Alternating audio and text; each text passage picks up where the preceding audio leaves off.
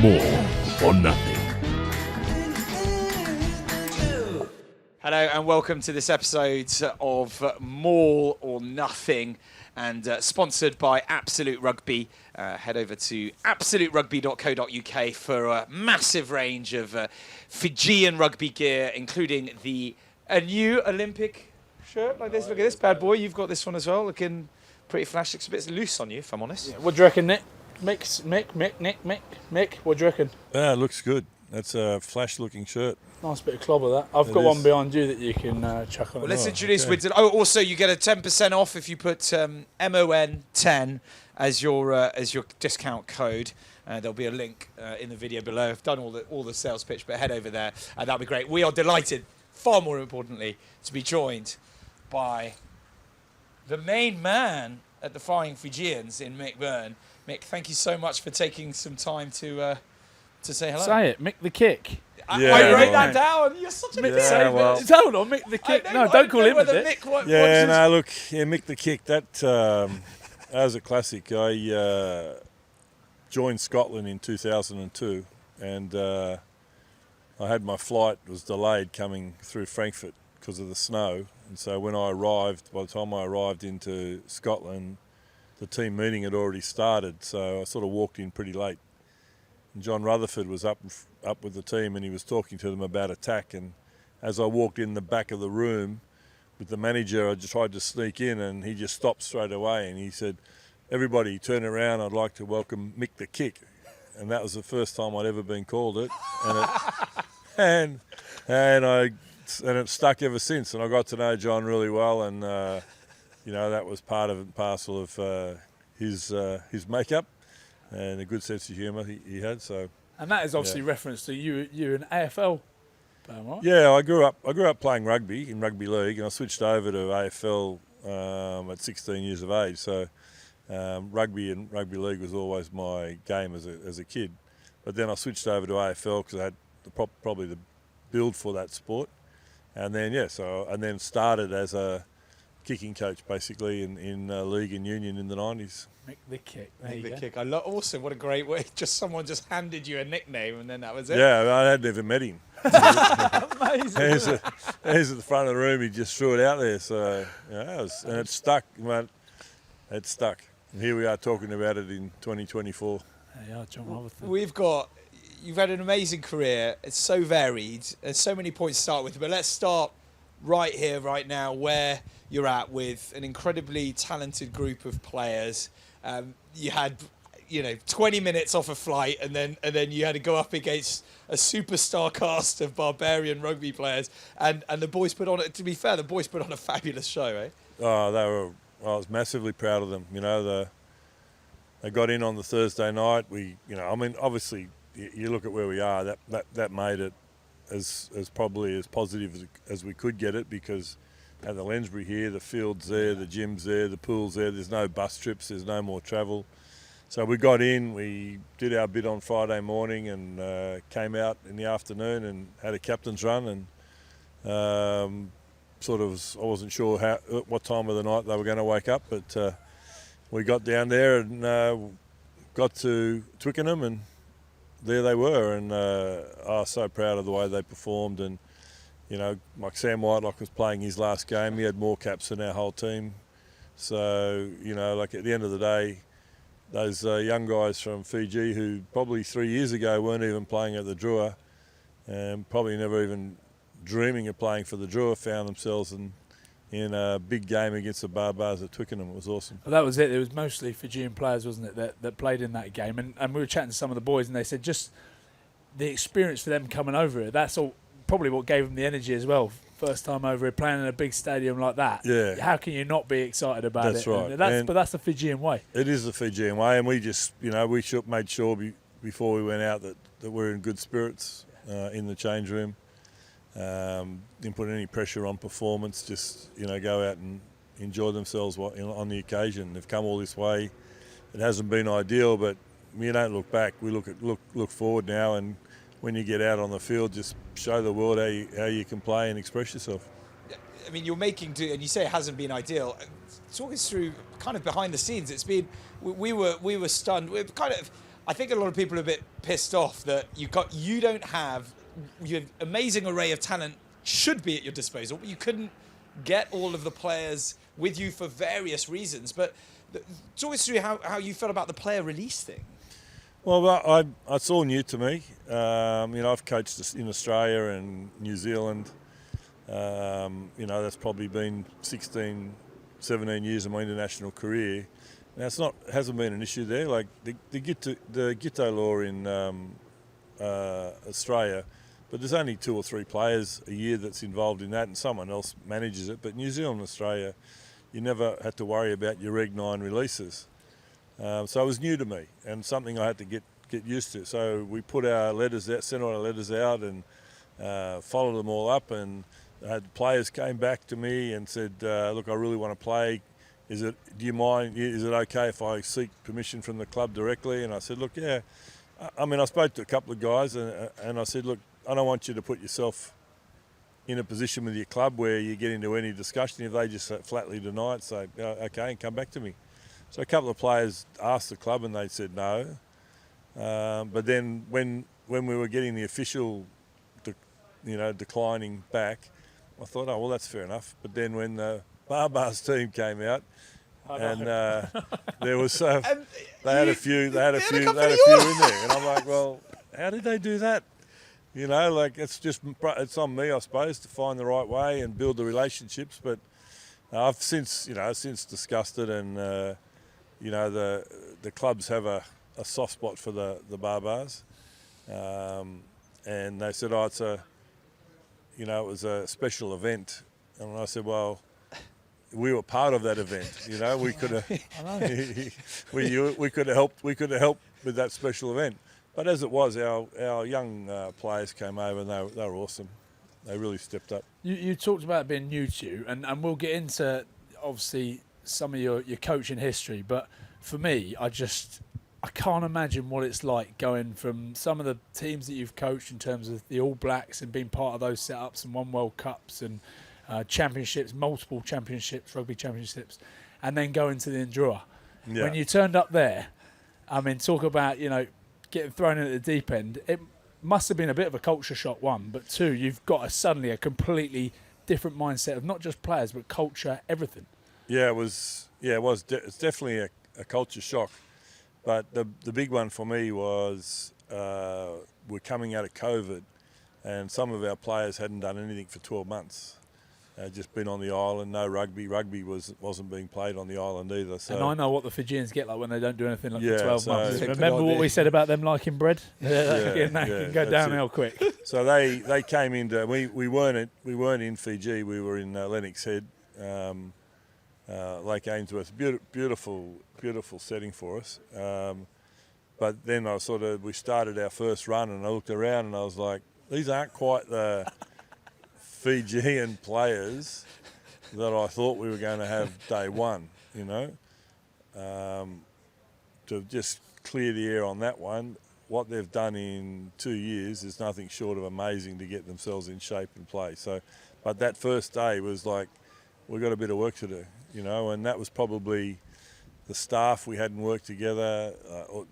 I think there was only, probably Glenn Jackson, myself, Brad Harris, who'd done any sort of coaching. It was brand new. And even like I've only seen it on like social media and video clips, but even like the Drua base which you've created now, and it's almost in like a warehouse, isn't it? Yeah, it is a warehouse, exactly what it is. So next door is a DHL warehouse. So it's just, that's all it is. It's just it's a warehouse, but we've turned it into our base. We've turned it into our home, and we've got good gym set up in there. So it's a really good sized gym set up.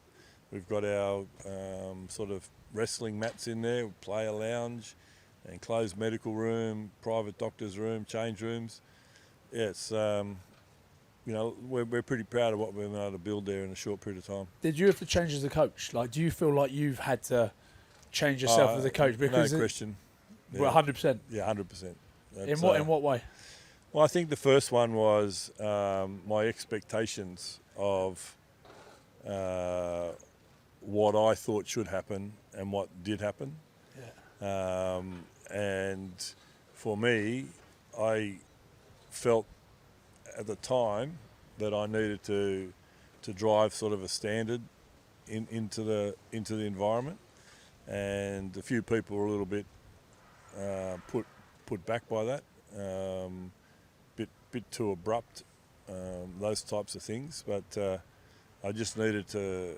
I couldn't allow to do it in a smooth way, because we got together in November and we're playing in February. Yeah. Or end of January. So if we just sort of let everybody find their way and get comfortable and let go it the all sort typical of, Fijian way into it, you'd be in trouble. We would have got to February not much better shape than we were. So had to drive a few things, and what I found was the response wasn't ideal, and so I had to learn around and how we can deal with them and how we can deal with the players.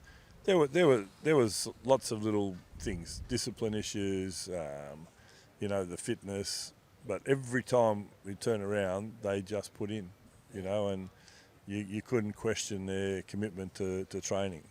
They just weren't professionals. They hadn't learnt to, how to look after themselves. They hadn't learnt what a high performance breakfast looks like. They're hungry, so they eat something. Bread and tea. Well, yeah, that's right, and that's right. So they don't understand that. So I'm hungry, I'll eat something, versus I'm hungry, what can I have that's going to help me fuel the body for today's training? Yeah. And they've got that now, and they know that now. So those learnings, for me, I'm sitting there going, well, I thought they might know that, but there was just understanding that, all right, I'm going to go right back here, and I did. And it suited me, because my background has been in, development, skills coaching, helping players get better at doing certain things, and like a teaching model. Yeah. So I just had to go back with that. I couldn't, even though I was the head coach, I couldn't say, well, I'm the head coach, so let's drive this program. It was like, let's go back and let's start teaching again. And that was my biggest learning, was to not be the guy up here saying, let's do this, get back down here and help everyone get better. So conversely, with that in mind, is it one of the proudest achievements you had in your career, is seeing them go from, literally building this kind of team that then, last season gets into the playoffs of Super Rugby, and again, this season, and from really the base that you've described? Yeah, it is proud, but I think the thing that probably satisfies me the most is we've been able to do it with a really tight group of people that we've been able to bring along, and we haven't left anyone behind. We've been sometimes you're trying to get work done here, and you need your logistics people to need to come up a little bit, understand the urgency of what you're doing. Then sometimes it's your S&C, and sometimes it's your medical, and sometimes it's us as coaches. Just keep trying to, but we've got a really good group of people, and we've enjoyed ourselves doing it. And I think that's probably the thing that satisfies me the most is, yes, I look across and I see what happened on Saturday.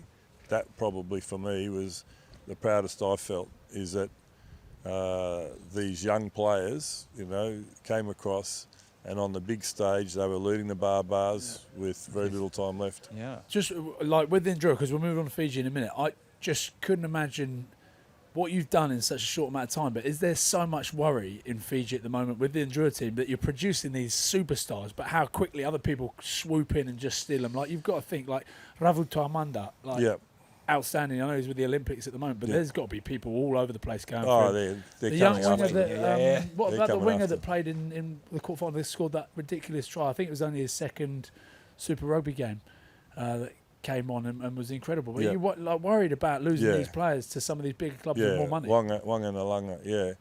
I think we the very first meeting I had at Lennox, I said to the players, I just want you to, I understand, I was in New Zealand and Luke McAllister went to sail just at the prime of his career. Yeah. Charles Piatow and Stephen Luatua went to Bristol just in the prime of their career. It's part of Super Rugby. We're no different. The challenge for us is that we're going to have probably a number of players in our squad that are going to have that sort of little bit of flair, a little bit of that skill set that the French clubs and English clubs like to get hold of. And I said, but I'll be the first one to shake your hand out the door if you sign a big overseas contract, because I know that that's going to help your family, it's going to help your village, it's going to help your life, and it's going to give you an opportunity to be who you are for family and village. So that was no problem at all. But all I asked in return was give everything you got to us while you're here, and I can't ask for more. Then it's up to us as an organisation to develop these guys and find the next ones underneath. So the first thing we did was we went and put an academy in place. And out of that academy's come, Motokai Murray, who was starting 7 on the weekend. A year ago, he started in that environment. Masaki Vote was in the academy this year. He got promoted. There's another 6 or 7 players in those academies that we're building through. The other side of it was to create an environment where players might say, you know what, I want to stay another 1 or 2 years. I'm enjoying it. Frank Lamoni said exactly that. Yeah. He said, I'm going to stay until we win Super Rugby. Yeah. So they see the environment, and the environment we've been creating is one that they want to be part of. Yeah. So when all the clubs have come knocking, there's no question. I'd say nearly all our players, our big name players, our flying Fijians, have had approaches from overseas clubs. We've had a couple of times where they've said, "Oh, we'll buy out their contract," Yeah. But we're not about to start that, because that's not what the Drua's about. The Drua's not about finding talent and selling it off like an agency. The Drua's about creating players for the flying Fijians and helping them develop into flying Fijians. So this year alone, we've probably, Mark Evans and originally Nico Andrade, now Baden Stevenson, our general manager, they do all the contracting and all the list management. And they've done a tremendous job, and making sure that they can offer enough money that we can afford, but enough money to make somebody decide, well, I've just had a baby, my wife's family are in the village, I'm in the village, I'm getting reasonable money to stay in Fiji. Yeah, I'm going to get a lot more one day, but I'm only 24 or 25. I'll give a couple more years to the Drua, which then allows us to find a couple of those guys coming underneath. But now that you've got your sort of head coach of Fiji hat on, is there an element of positivity around the fact that historically it wasn't just clubs coming to take the Fijian boys, it was countries coming to take the Fijian boys, whereas now probably we could say that's just not, it's finally over, hopefully, that the best players will turn out for your team. Yeah, we'd like to think so. If we being honest and not arrogant about it, I think we can only contract 37 players. And I'd say in 3 or 4 years' time, with our networks and some great people scouting and working, and Mark and Baden doing a great job in securing up talent, you're going to have a 5, 6, 7 year window where these players the best players are secured. And it's going to take a pretty special player to get in front of them in the Drua. So then they're going to be the options. And that would suit us then to say, well, that player couldn't make our team because so-and-so was there. And the only way you'd make it, you'd have to sort of let that player go to bring another player in. Well, that player would have to be pretty special to let that player go. So if we get all our systems in place properly, in 3 or 4 years' time, there will still be talent going off the island. But you're right, hopefully we've been able to secure the better of it. What do you think, in your heart, what makes the Fijians so incredible at rugby? Because they're just, you go over to France, and I was down in Béziers, and I looked at the academy they had in Béziers, and it's all these, they're trying to make them GIF players. And there was 6 or 7 Fijian kids there. What is it about the Fijians that just makes them so incredible? There's a couple of things that frustrated me in the first year about why we just threw the ball away all the time, and I thought, maybe it's sevens, maybe maybe they just so used to, throwing the ball around in sevens. And so as soon as we could, I moved to Fiji full time. So I moved over there in July. So straight as Super Rugby finished, I had 4 weeks at home. Then I went back, and I was like, I got to start to live there. And so I went out to Denarau, and I sort of stayed out there a couple of nights in a couple of the resort hotels and walked around Denarau. What it's like to live out here.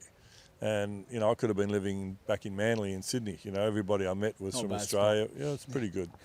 But, everyone I met was from Australia or New Zealand. And I said, well, this is not really Fiji. It's beautiful, don't get me wrong. And if you ever come to Fiji on holiday, go to any of those resorts in Denarau. They're amazing. But it wasn't for me to live there. I didn't feel like I was in Fiji. So I moved into a little village called Nasoso, which is just down the road. And so when you move in there, it was just fantastic.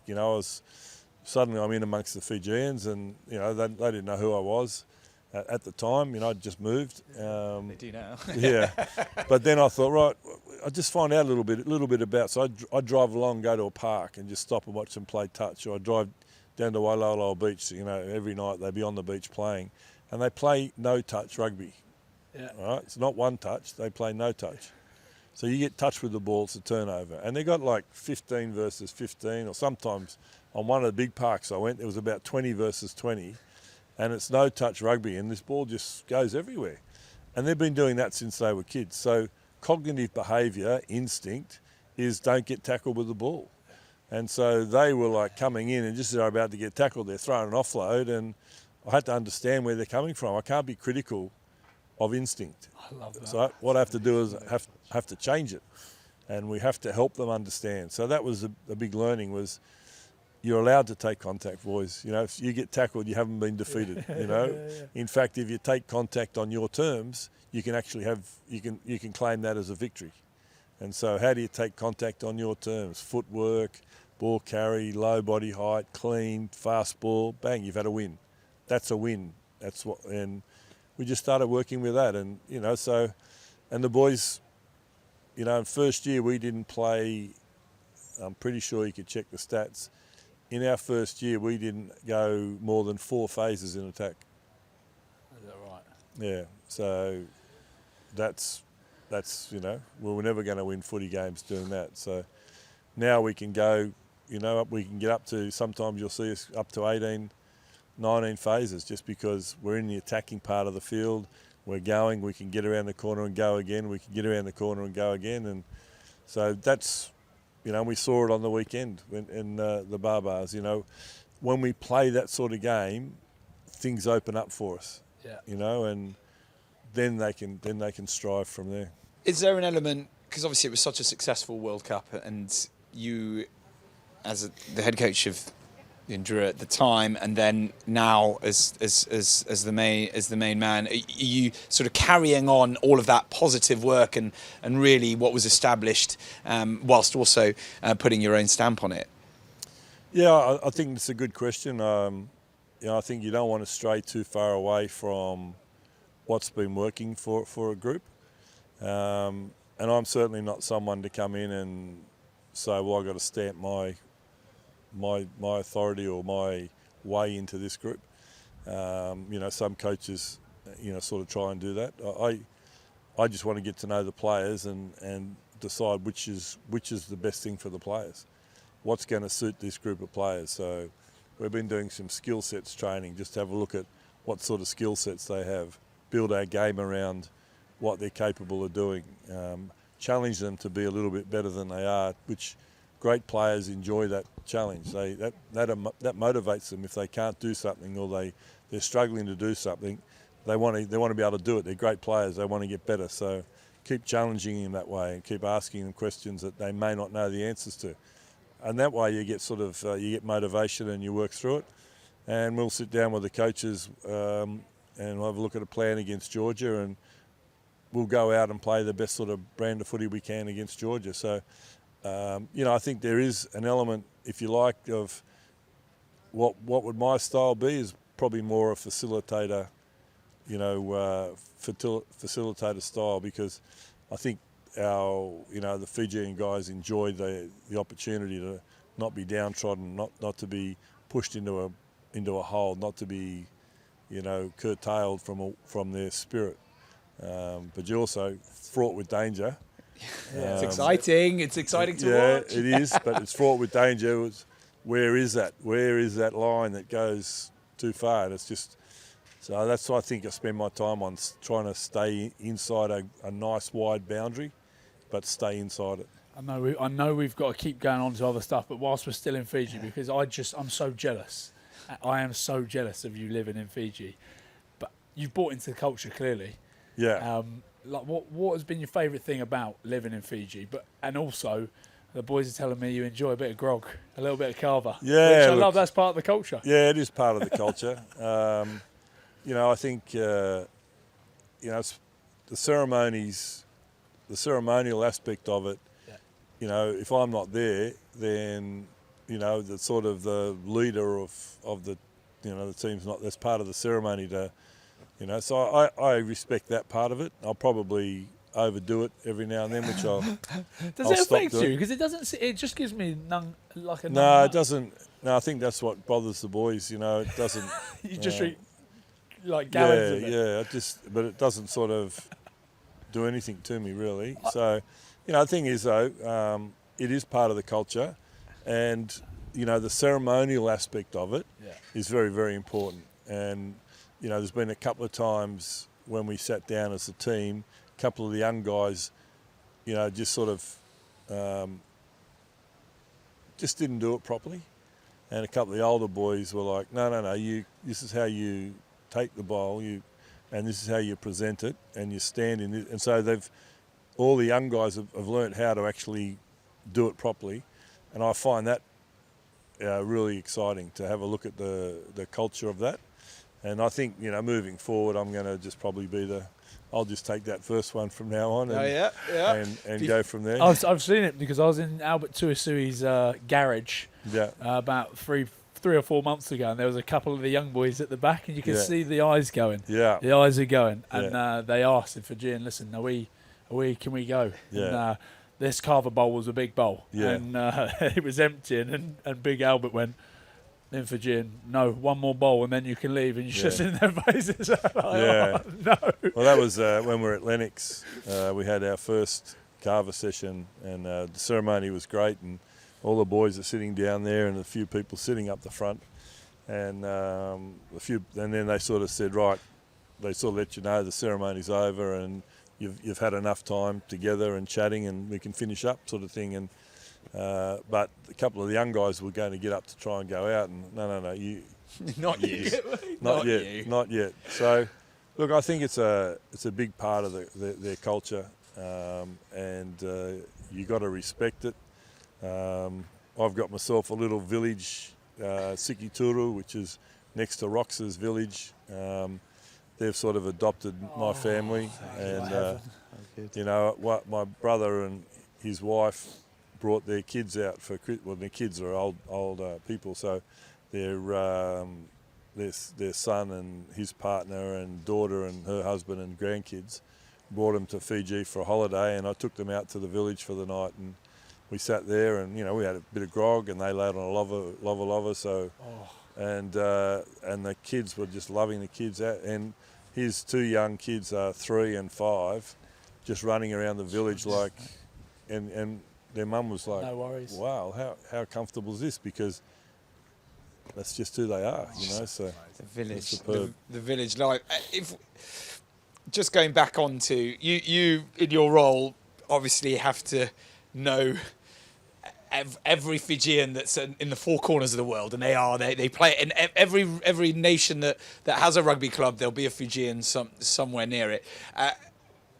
When you took on the role, was there any players that you hadn't come across in Super Rugby that you're like, I'm looking forward to working with some of these guys? Because when you have the best, visa issues aside, when you have the best Fijians available to you, it's a superstar squad. Yeah, well, I think the back row are exciting to come work with, all of them. Weiss, obviously the skipper, his work rate and the way he presents himself, that was, exciting. Josh. Of course, because you wouldn't have worked with Weiss yet, would you? No, I haven't worked with any of those Northern Hemisphere boys. They came and used Drua base for the World Cup camp, and I got to see them then. And obviously, I wasn't in the picture of being the coach. So just having a look at him, going, oh yeah, maybe I wonder if I could get him to come back to the Drua, you know. Yeah. But then you sort of look down at the contract and you go, well, probably not, probably not much chance. That's what we were saying. Level. Have you learned that one? Yeah. Level. Yeah, so we might be able to get him in the last couple of years where they just want to come home and play in front of their family. That might be the chance. But yeah, I think they're all, there's some great talent there. And again, it just comes back to what do we need to do to get better than we were last year. And I think, we beat England before the World Cup. Yeah. We sort of were down against Wales. We didn't really, and then all of a sudden we had resurgence and we came back and, we nearly scored that try at the end that would have won that game. And then we beat Australia and fair dues in that Australia weren't at the top of their game. And then we came out and battled away against Georgia and got beaten by Portugal. So I think that's how we improve, is as a team, we'll do what we do against Wales and Australia because that's who we are. We're proud and we work and we'll be competitive and we'll go in against those. It's the teams where we're expected to win that we need to be ruthless. We need to go out there and be the same attitude that we had when we were playing Australia. Have that same attitude. Take nothing away from Portugal; they were awesome, but we weren't on our day there. So, and there's there's a whole lot of mitigating circumstances, end of a tour, end of a long tour, and all that sort of stuff. So the growth for us is having the ability to play our best rugby week in, week out for 80 minutes. Now, during the year, you don't get many games in a row. You might get, like we've got 2 over a fortnight here. Then in APAC, we'll get sort of 5 over a 6-week window. And then November, we'll get 4 over the sort of 5-week window. And that's it. But, you come to a World Cup, you've got 7 weeks of footy you've got to get up. And you got, I think their boys were in camp for about 13 weeks, maybe even longer, 14 weeks. So that's a long time to be together, So it's important that if we want to play week in, week out, 80-minute football, we've got to understand what it's going to take to get there. Mick, let's quickly turn our attention to your career as a whole and your time. Is there a favourite moment you were, as Ryan said earlier on, with the All Blacks? Is there a moment that stands out for you in your time coaching? It was obviously Scotland to start with. Obviously, we were sorry. Why would I? In no way, shape, of course, includes in your favourite moments your 2002 experience with Scotland. Well, it was honestly the Scottish players are some of the most resilient players I've coached, and. When I got there and saw the conditions that they train, I know a lot of the UK do that, but Scotland can be a little bit colder. Yeah, a little bit wetter. Quite kind. Can be a little bit windier, But each day they just turned up and went out and got it done. But they were great people, It was funny. I moved down the borders, and I was told that. The sort of tradition was to go into your local pub on a Friday and have a pint on your way home. Just go into your local pub, have a pint and go home. So I thought, well, I've always wanted to be, I wanted to live, I'm Australian, fine, but I didn't want to live over in Peebles like an Australian, no schooners down there. No, or just, grab a case, go home and drink in the garage. I wasn't... So I was like, okay, I'll go in. And so the first Friday I walked in, and those movies when the dart's on the way to the dartboard, it just stops. I walk in the door to this pub, and everything stops. And they're looking at me. I walked over to the bar and ordered a pint. I think I had an IPA. The barman served the pint, and I went over and sat in the corner, and everyone's sort of looking at me, drank my pint, and I went, well, that's not a bad tradition, and I went home. And I thought, no, I'll do it again. So on the 4th week, I did it 4th week. Still no one had spoken to me. I went up to the bar, ordered my pint, and the barman said, you're a regular. I said, yeah, I've moved I was in Peebles. I said, Yeah, I've moved into Springwood Terrace up on the hill. Oh, what brings you into Scotland? You know, so I told him. And he goes, oh, good luck with that. Yeah, we love our rugby. And so I went home and thought, oh, progress. And then the next week I went in and he poured me my pint before I got to the bar. And he said, no, those fellas over there have bought it for you. Good. And honestly, I don't think I bought my first pint on a Friday night ever. Oh, good. Oh, good. There you are. There you go. Good Scottish hospitality for you. Yeah, but they, you know, and so... They felt you out first. Yeah, and without speaking a word. Oh, he's a big fella. No, He's a big fella. Tony Gilbert, I got Tony Gilbert to thank.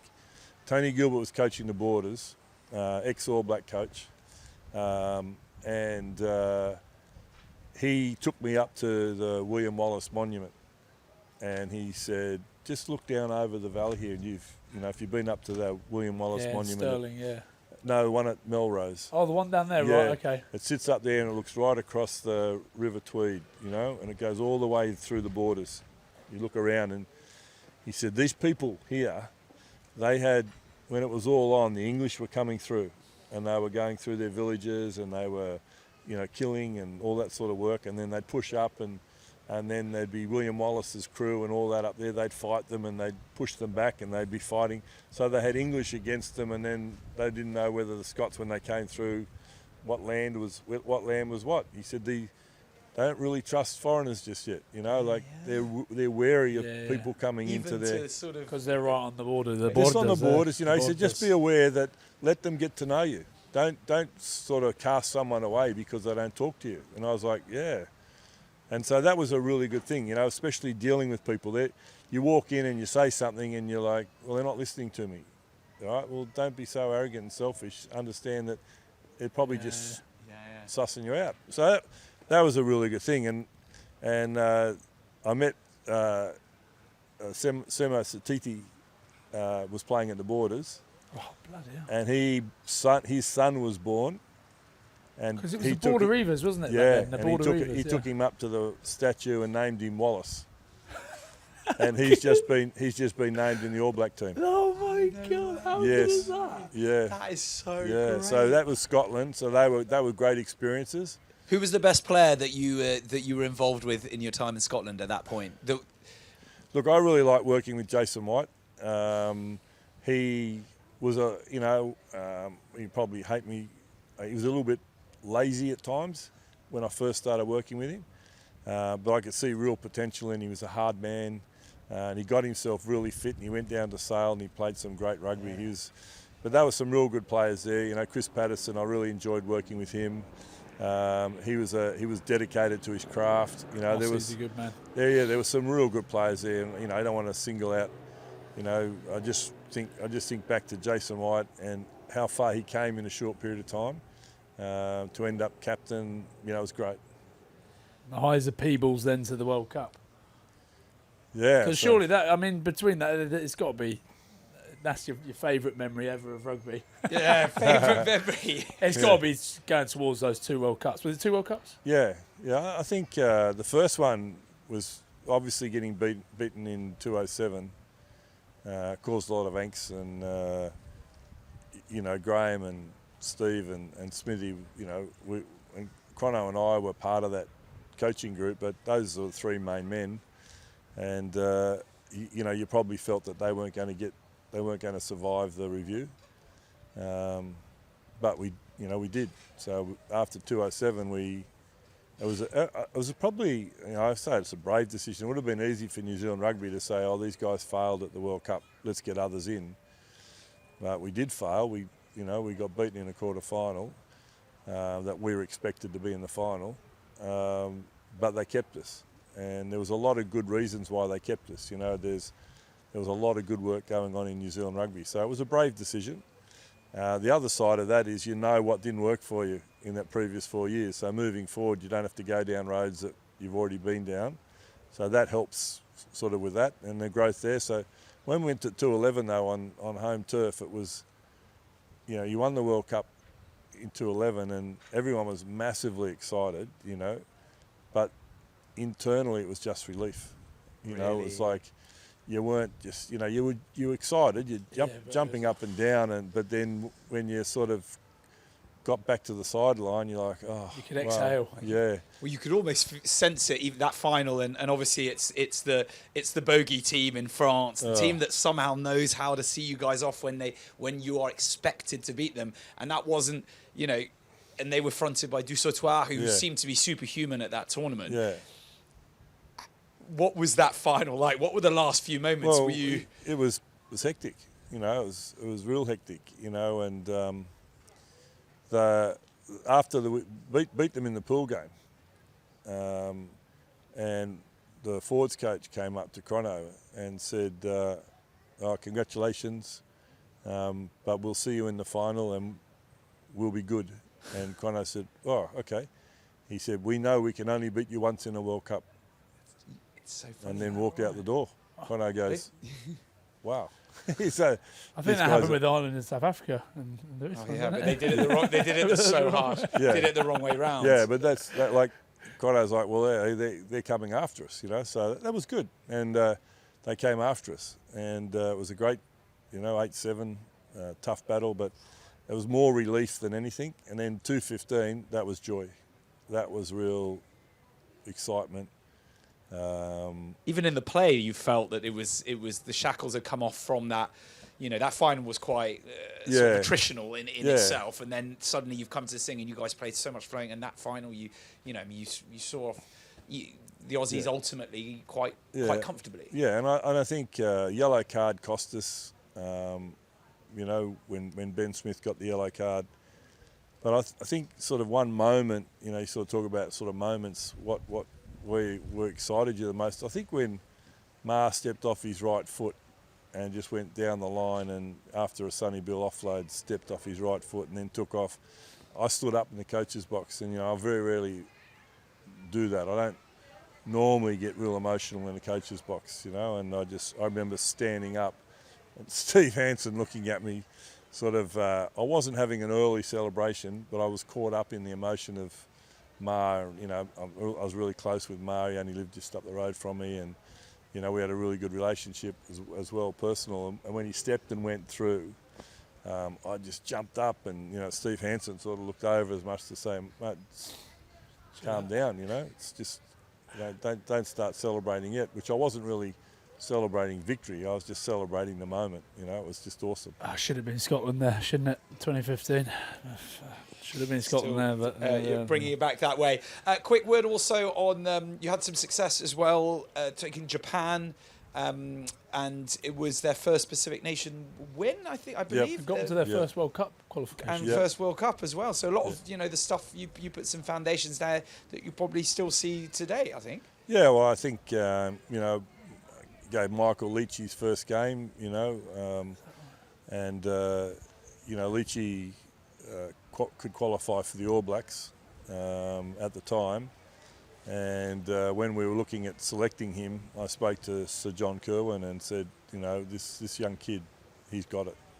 And I was working at the All Blacks at the same time, so I used to do Japan at the beginning of the year and then shift to the All Blacks for the second half of the year. And I said, this kid's gonna make it.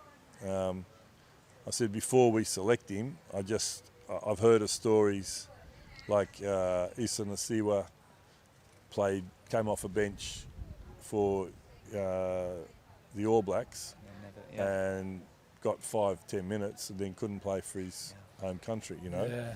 So I thought Leitchy was going to be, you know, going to play more than 5 minutes of Test rugby. He would have certainly played it with us, but he was potentially an All Black, you know. And so I just sat him down, and he was only 18, I think, and I said, look, I want to select you into the Japanese national team. I'd spoken to JK, and JK was like, well, he's one of the greatest All Blacks, wasn't he, JK? So he said, yeah, look, you know, have a chat. So I chatted out with Leitchy, and I said, look, I want to just let you know I want to pick you for the Japan national team, but, you know, whatever it means to you, I think you could be an All Black.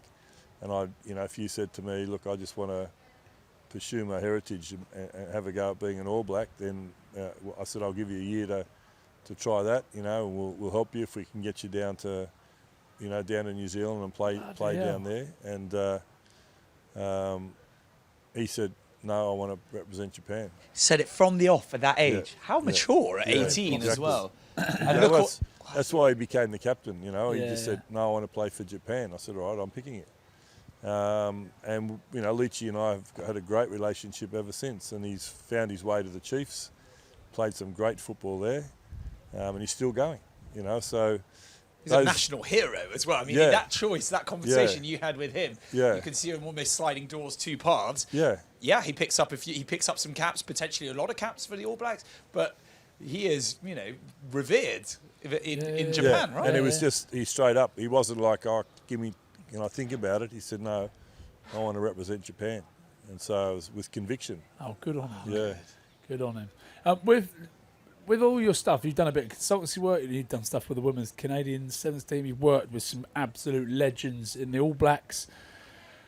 You're now obviously front and centre, but who do you reckon you've picked up the most? Because you're a wise man yourself, but who do you reckon you've picked up the most bits of wisdom off that you'll put towards this Fijian team over the next few years? Yeah, good question. I was coached by, in the AFL by a guy by the name of Alan Jeans, who's probably one of the most successful and recognised successful coaches in the AFL. Yabby was his nickname. He passed a few years ago now, but he was a real educator and a strict guy who demanded the right thing. And I think with Yabby, one of the strong things I've picked up from him was to just do what you say. Yeah. You know, just do what you say, and then you'll be okay. So if you're going to get up in the morning and go to a gym session, we'll get up in the morning and go to a gym session. You know, if you're this week I'm going to just do it, and just do what you say. And what I've found over life, it's not easy just living life doing what you say. You know, like tomorrow I better take the garbage out tomorrow night. You know, I'll get that out before dinner. You know, and then Find suddenly a few excuses. yeah, and then suddenly you're sitting there and you hear the garbage truck at 6 a.m. the next morning, and you jump up and run out and try and catch the truck. So it's just living that sort of thing was for me. Rugby wise, look, I learnt so much from that trio of Graham Henry, Steve Hansen and Wayne Smith, and also learned a lot from Mike Cron. Working with Crono. In that first year we worked together in New Zealand, I think we calculated as 220 days we spent together in that first year, going around the country. You know, I'm not going to get into why, because that's for other people to discuss, but we were told that the relationship between the All Blacks and the rest of New Zealand rugby wasn't great at the beginning of our era of coaching group. So we had to get around the country and show everybody that we were supporting the local team. So we were up in Northland doing work up there, and I remember one night we ended up in a tiny little shed because we got up there, it was pouring rain, and Crono's doing some work with the forwards and I'm doing some work with the backs, and we're in this little shed, and you know, that was a real humbling experience to get around the country and work together like that. So you know, those sort of situations, you know, they help you grow, and you learn so much from that environment as well. But yeah, I think, you know, I always learn something off everybody. You know, there's always a little bit of wisdom if you're prepared to look and learn and try something different. It wasn't always the case as a young coach. You know, I was pretty strong in how I wanted to be and what I believed in.